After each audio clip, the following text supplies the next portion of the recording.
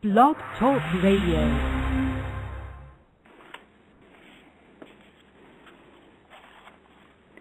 Good morning, and welcome to Venus Unplugged, the virtual Heartbreak Hotel. This is your hostess, Llorraine Neithardt, and I'll give you, if you want to make an appointment or download these episodes, you can go to my website, LorraineNeithardt.com, or Blog Talk Radio.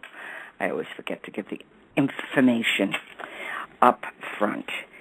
So, last week we started a very interesting, provocative. I know it was provocative because I got lots of emails and interest in this particular subject matter of the sacred prostitute. And no, we're not going to bring back sacred prostitution. We are going to try to discover, find, recall, remember what was dismembered, okay? Because we have to be, in order to be whole, both the divine feminine and also the sensuality. You know, so much of our spirituality is in opposition to the body. And as Jung aptly noted, whatever we do not know about ourselves returns to us as fate. Now, what the heck does that mean?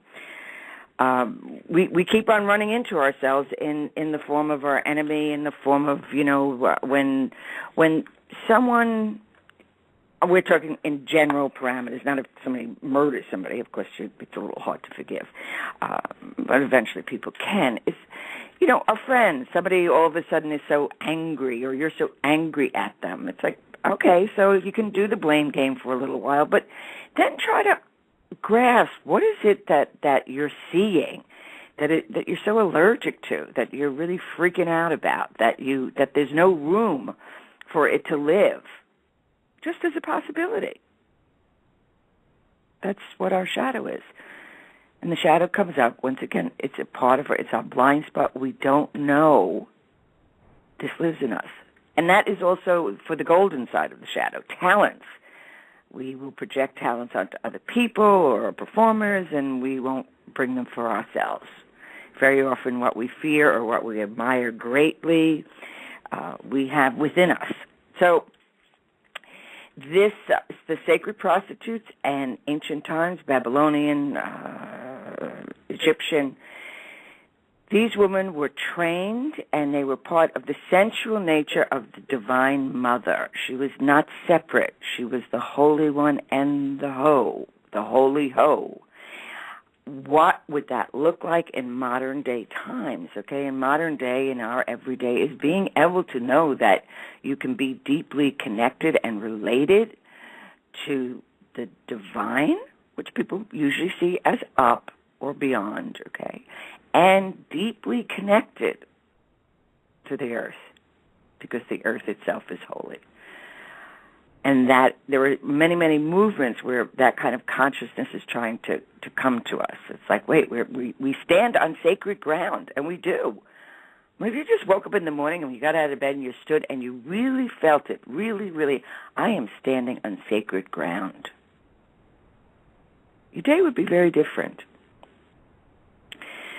So I've got a lot of emails, and it was about, in general, people's pain and suffering around deeply loving someone, their symbolically, their husband who they love and they cherish, who's a great guy, but their passion goes towards somebody else. And the same thing happens with men. They love their wives, mother of their children, but they find their passion towards another person who embodies a different archetype. So what we are attempting to do here, it's just an attempt. We're just scratching. We're just bringing the concept to the table. This takes a lot of work to connect to. Is that sensuality in our body. It's our instinct. And the instinct is not the enemy of our spirituality. We don't have to act on our instincts, but if we know that they're there and the connection to our passion. And when we look at, Venus and all the things that we do for love, I mean, the outfits alone are exhausting. Everything except connecting to our own bodies, our own feeling, our own walk. Having this sense in the body will perfect the body. But this sloppy sexuality, unless it's controlled or we're using it as a net to attract, but we really don't care about the person. It's a conquering.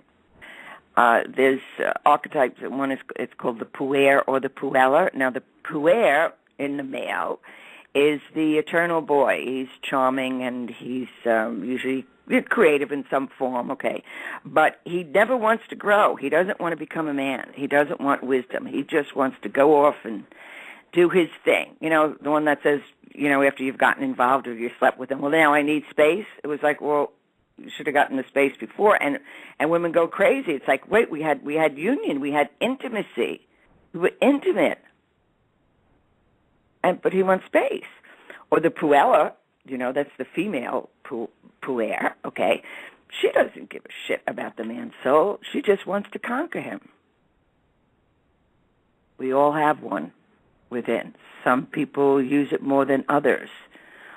Or, the puella will have you, be so attracted to the bad boy, the wild one, all right, who will not necessarily honor you, okay? Now, there can be an honoring between two people, and then they never see one another again. That's when the sacred enters. So these are not fast, hard rules. This is just a suggestion to waking up to the return of the image of the archetype of the divine feminine, both in her sacredness and her profane, her living on earth and being here in our bodies. We've gotten too intellectual, too thought, everything is up and away and not deeply in the body. Or we go so sensual and materialistic that there's no room for soul and spirit. It's a big split in our world and in our society. I came across, you never know how you remember how something happens when you're floating around the web. And there was a short documentary on it was called Sacred Prostitution. So of course, I was right on that. But it was the decline. It was a documentary about the sacred prostitutes in India. Okay, at one point, they represented the divine feminine. They embodied her. They carried her. And when you would have, and also the male psyche was completely different, because when he was in the temples of the sacred prostitutes, he knew he was a conduit for God. He wasn't just getting off. He was in the presence of the divine. So when I was looking at this documentary, of course, it was so tragic because it was just about women who that whole sect had lost their connection to the sacred and just became profane, but they were considered, the sacred prostitutes. So that's what a lot of people look at. I mean, they think they understand it, but they just see that it is just, your street hooker and what that is all about, okay, but not the sacredness. Now, the festivals of the sacred prostitute I just realized that, was the new moon festivals. So so yesterday we had a new moon. Okay, that's kind of cool. So I guess I'm cosmically in the right field here, the field of time. And during these new moon festivals, okay, there was dancing and there was these energies were moving in the body. When we see the dance of the seven veils, that was a sacred dance to Ishtar. Her seven veils, the seven stars, each one of those veils meant something. I don't know what they meant, but I just know that they mean that. Layers of the divine feminine. The body was used as a vehicle, expressed is probably a better word than used, and all things that had to do with Venus, the scent, the sound, the complete embodiment here on Earth, and the beauty of that, and the passion that comes out of it, the natural instincts. Okay, it wasn't getting stoned and let's carry on. All right, and there were public celebrations of this. So this was part of the ancient world. It wasn't judged. We saw it. We would see it as we would see an erotic performance, or a fabulous opera. I mean, anything that evokes eros, the erotic, the swooning, that is where Aphrodite is going to be hanging out. That is with the love and the energy, and we can hold that in ourselves in the most sacred of moments. But most people split it off. And psychologically, which we tapped on a little bit last week, was, the Hula Madonna complex comes up. I can love my wife, love her, but not as I would the sexuality. So they split spirituality, everyday life, and sexuality. Part of the mind has done a lot of that. We're very, very intellectual. The mind rules, and the body suffers. We even see that a few weeks ago. Sometimes I just wake up in the middle of the night and I write something down. I have no idea that I've written it down till I see a note in the morning.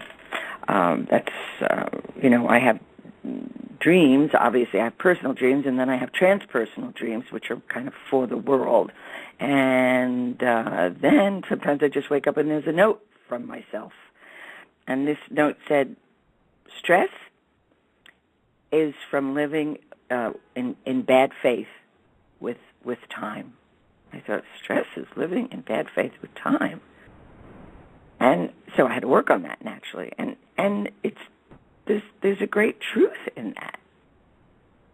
We don't leave enough time. When it comes to our passion, we can try to fit it in, or we just do it doing all about, getting the outfit together, but then don't have any energy, all right, to really experience the sensual. There's no playtime, there's no quiet, or when we have the sensual, it's we can have spiritual rituals, okay, but then there's no passion, okay. So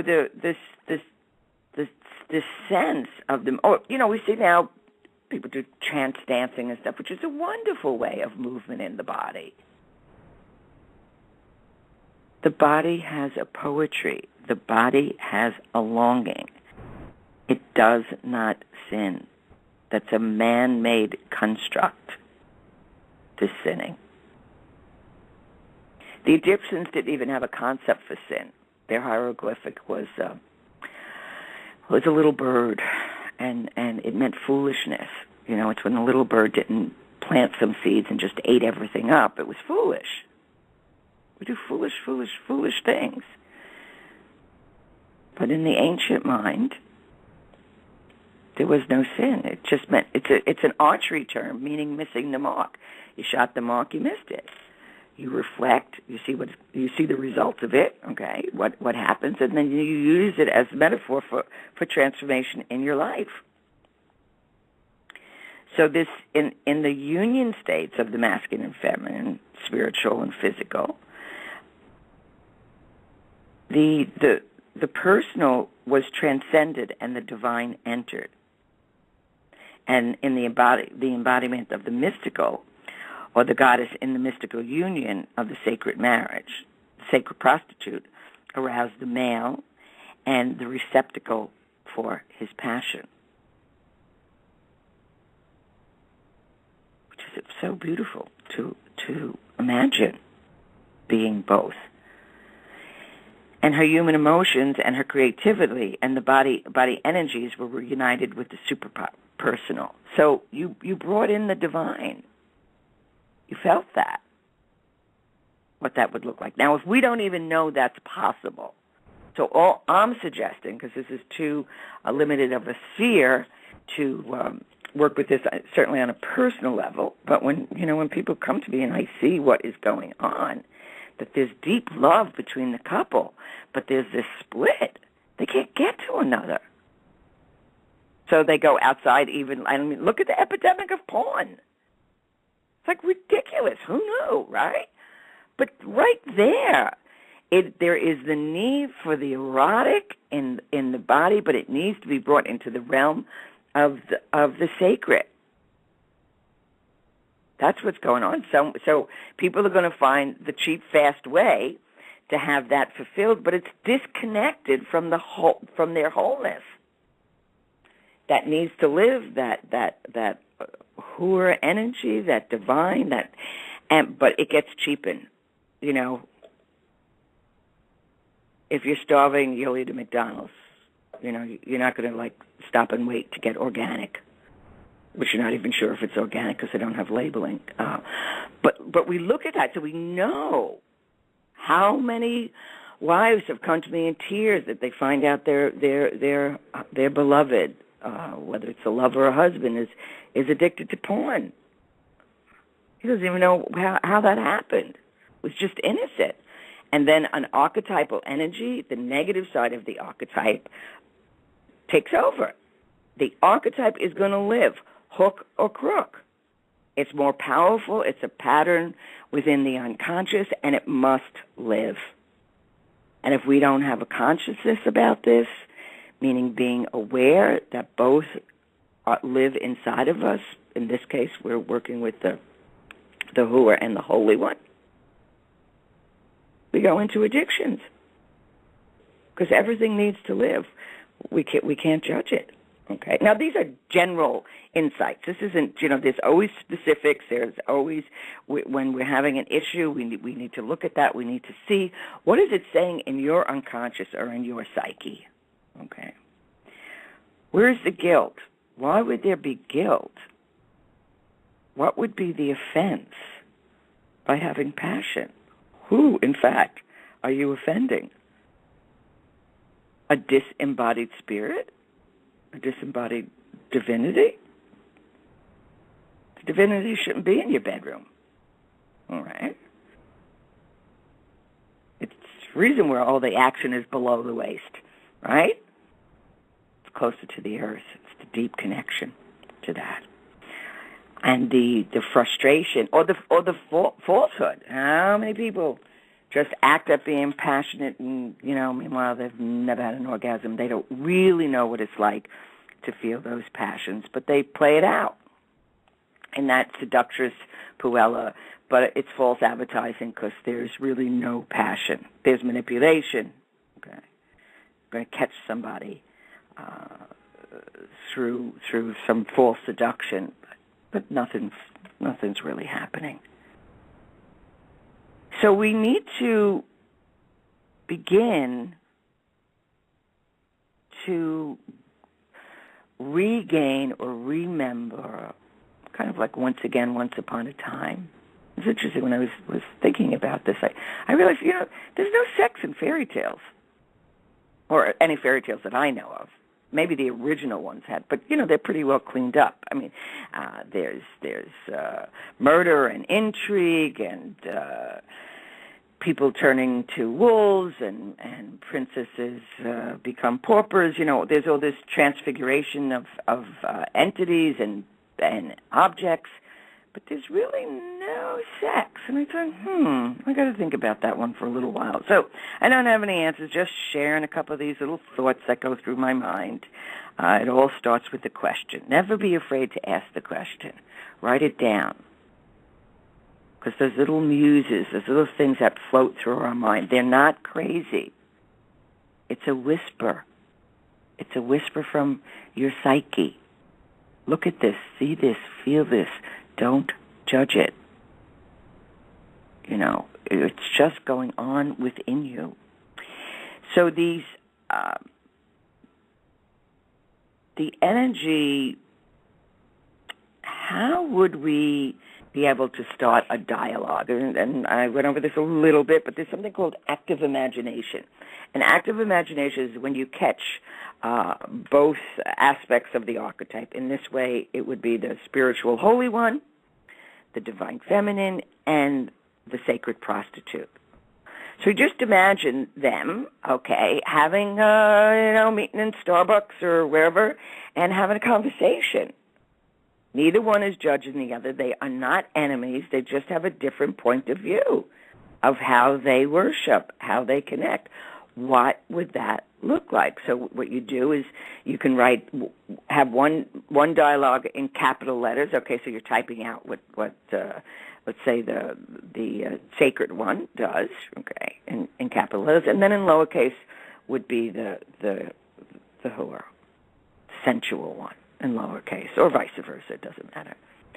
And what they would begin, and just work with that. At first it seems weird. At first it's like, well, I'm not saying anything, but you are. You'll be able to distinguish the difference, or when one overrides the other. It's like if you're deeply, deeply identified with only the spiritual, that hoe is, you're just going to have lots of judgment about it, or terror. It's disowned. And when it's disowned, it's going to live out in some other way. Or it's going to live out in, being frigid or not having the flow or the creative energy or the flow. So this is one of the most practical ways that we can just do and work with this until we start hearing those voices. They're always there. We just don't engage them, so we can't hear it. Once again, whatever we don't know about ourselves returns to us as fate. So when you can begin to feel that energy within yourself, okay, I've been fascinated with this History Channel, the Vikings, and I just love watching it. Now, there's a lot of violence, okay, because it's the Vikings, all right, primitive culture. So I'm not usually too crazy about that, but it's correct because that is their life. You can't judge it from our supposed civilization, which is drying up our ovaries as we speak. Okay. But everything is immediate. It is direct. The fighting is direct.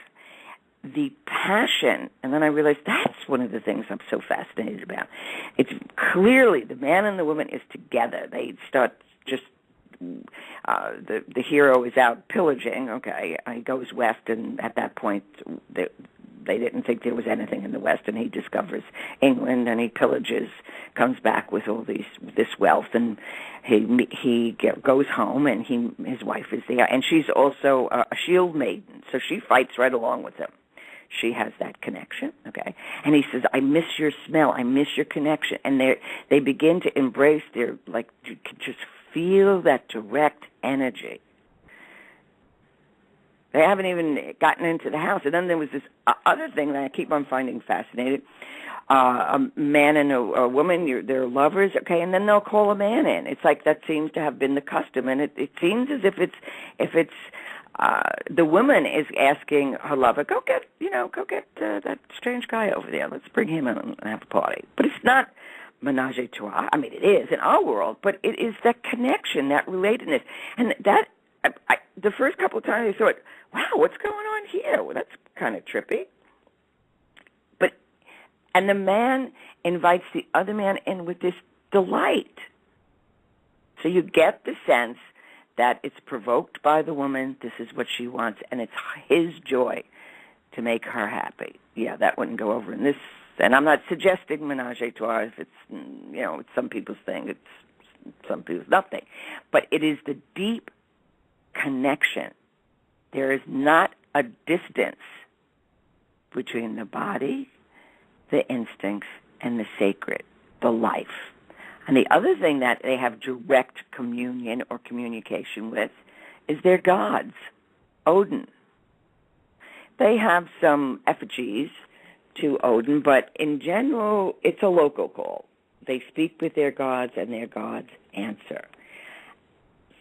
So I start to realize that's why I'm so interested and fascinated with what is going on, because if we don't see examples of what this could look like, we can't feel it within ourselves. We can see the illness of it, because, as I said, because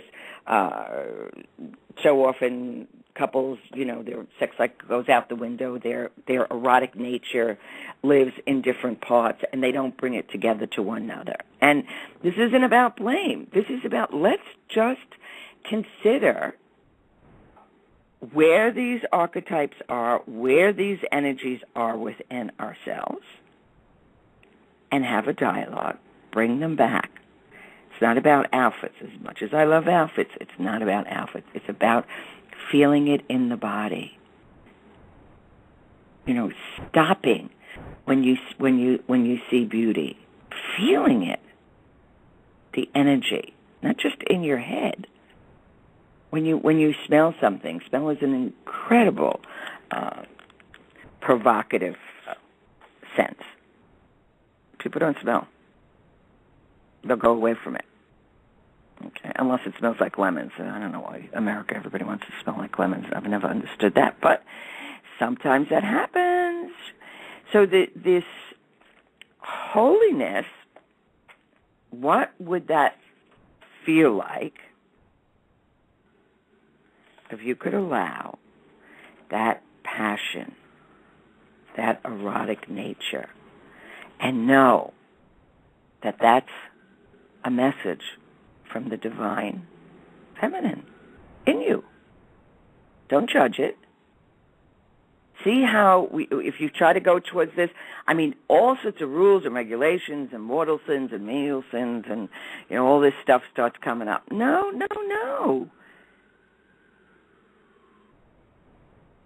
Spirituality and religion has no right to be in your body. Your body and your instincts belong to the earth, to the beauty of the earth. And the debasement of the feminine is what we have now. So the concept, I've seen it happen with my clients. They'll meet somebody, a total stranger. And they're not like one-night stand kind of people. And they have this encounter. And it's unlike anything they have ever had. They're never going to see the person again. It's not going to happen.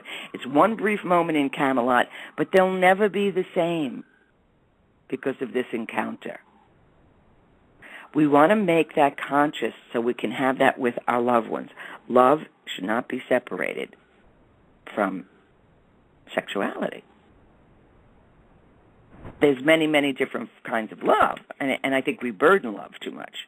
We want love to be all things. Mother, father, and that actually, I didn't think about that. But that's what keeps on happening. We can't see the paradox. We burden love. Well, I thought they loved me.